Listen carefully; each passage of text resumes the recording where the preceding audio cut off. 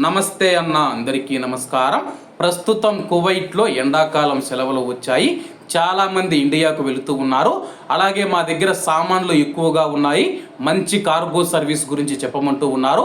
కువైట్లో 20 సంవత్సరాలకు పైగా తెలుగు ప్రజల నమ్మకం పొందిన ఏకైక కార్గో సంస్థ యూసఫ్ కార్గో. మీరు మీ ఇంటికి పంపించే వస్తువులను జాగ్రత్తగా ప్యాకింగ్ చేసి భద్రంగా మీ ఇంటికి చేరుస్తారు. ప్యాకింగ్ ఫ్రీ, ఎటువంటి పోర్టు ట్యాక్స్ కానీ, డాక్యుమెంటేషన్ ఛార్జీలు కానీ, ఇన్సూరెన్స్ ఛార్జీలు లేవు. మాలియా మరియు కైతాన్ ప్రాంతాలలో యూసఫ్ కార్గో ఉంది. ఇంకెందుకు ఆలస్యం, స్క్రీన్ మీద కనపడే నెంబర్లకు వెంటనే సంప్రదించండి. నమస్తే అన్న అందరికీ నమస్కారం. తిరుపతి కువైటు విమానం గురించి మనం చూసుకుంటే చాలా ఏళ్ల నుంచి కువైట్లో ఉన్న ప్రవాసులు, భారతీయులు ఎక్కువగా ఎదురు చూస్తూ ఉన్నారు. ఆంధ్రప్రదేశ్ రాష్ట్రానికి సంబంధించిన ప్రజలు చెన్నై ఎయిర్పోర్టుకు వెళ్ళి అక్కడ అవమానాలు పడుతూ, అలాగే మన డ్రైవర్లు ఎవరైతే ఉన్నారో, అక్కడ ట్యాక్సీ వాళ్ళు ఎవరైతే ఉన్నారో వాళ్ళను కూడా లోపలికి రానియకుండా చేస్తూ ఉన్నారు. తిరుపతి మరియు కువైట్ మధ్య విమానాశ్రయం వస్తుందని చెప్పేసి చాలా ఏళ్ళుగా ప్రభుత్వాలు మారుతూ ఉన్నాయి, కానీ ఆ యొక్క సమస్య పరిష్కారం కాకుండా అలాగనే ఉంది. అలాగే దీనిపైన తొలిసారి మనం చూసుకుంటే కేంద్ర మంత్రి రామ్మోహన్ నాయుడు గారు స్పందించడం జరిగింది. వివరాల్లోకి వెళితే తిరుపతి అంతర్జాతీయ విమానాశ్రయం గురించి కేంద్ర పౌర విమానయాన శాఖ మంత్రికి వినతి పత్రాన్ని అయితే అందజేయడం జరిగింది. కేంద్ర విమానయాన శాఖ మంత్రివర్యులు శ్రీ కింజరపు రామ్మోహన్ నాయుడు గారిని గల్ఫ్ ఎంపవర్మెంట్ కోఆర్డినేటర్ కూదర్వల్లి సుధాకర్ రావు గారు కలవరం జరిగింది.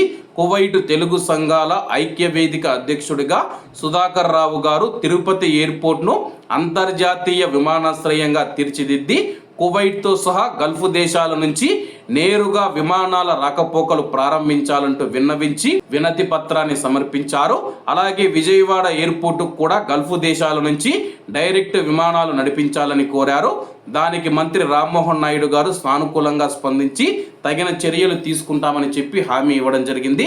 అలాగే మంత్రి గారు మాట్లాడుతూ తప్పకుండా ఈ యొక్క సమస్యను పరిష్కరిస్తాము, సీఎం చంద్రబాబు నాయుడు గారు కానీ మంత్రి నారా లోకేష్ గారి దృష్టికి కూడా ఈ విషయాన్ని తీసుకువెళ్ళి వీలైనంత త్వరగా విమానాలు నడిపేందుకు మేము ప్రయత్నిస్తామని చెప్పని తెలుపుతూ ఉన్నారు.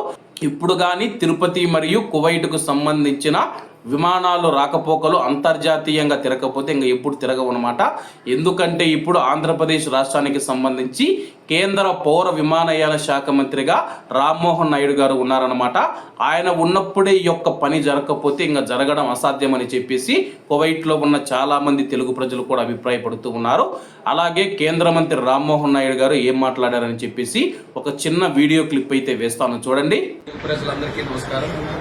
కువైట్ తెలుగు సంఘాల ఐక్య వేదిక తరఫున ఈరోజు సుధాకర్ గారు మిమ్మల్ని అందరినీ రిప్రజెంట్ చేసుకుంటూ మీ చిరకాల కోరికగా ఉన్నటువంటి తిరుపతి నుంచి కువైట్కి డైరెక్ట్ ఫ్లైట్ తాలూకు ఇష్యూని నా దృష్టిలో పెట్టడం జరిగింది. అలాగే లోకేష్ అన్న గారి దృష్టిలో కూడా పెట్టారు. తెలుగుదేశం పార్టీ తరఫున ఈ యొక్క సమస్యని వీలైనంత త్వరగా పరిష్కరించి ఒక డైరెక్ట్ ఫ్లైట్ వేయడానికి నా తరఫున 100% దీని మీద కృషి చేసి అతి త్వరలోనే చేయాలన్న లక్ష్యం పెట్టుకొని దీని మీద ముందుకు నడుస్తున్నాం. ఎయిర్లైన్స్ అందరితో కూడా ఇప్పటికే మాట్లాడాం. ఎంత తొందరగా వీలైతే అంత తొందరగా ఇది స్టార్ట్ చేయాలని. చూశారు కదా, దీనిపైన మీ యొక్క అభిప్రాయాన్ని కామెంట్ రూపంలో తెలియజేయండి. మంత్రి గారు ఇచ్చిన హామీ మేరకు వీలైనంత త్వరగా తిరుపతి మరియు కువైట్ మధ్య విమాన రాకపోకలు జరగాలి. తిరుపతి కువైట్ మధ్య కాకుండా గల్ఫ్ దేశాలైన సౌదీ కానీ, యుఏఈ కానీ, బెహ్రెన్ కానీ, ఒమన్ కానీ, ఖతార్ మధ్య కూడా విమాన రాకపోకలు జరగాలని చెప్పేసి మనం అందరం ఆశిద్దాం. కాబట్టి అందరూ బాగుండాలి, అందులో మనం ఉండాలి. అందరికీ నమస్తే అన్న, జై హింద్.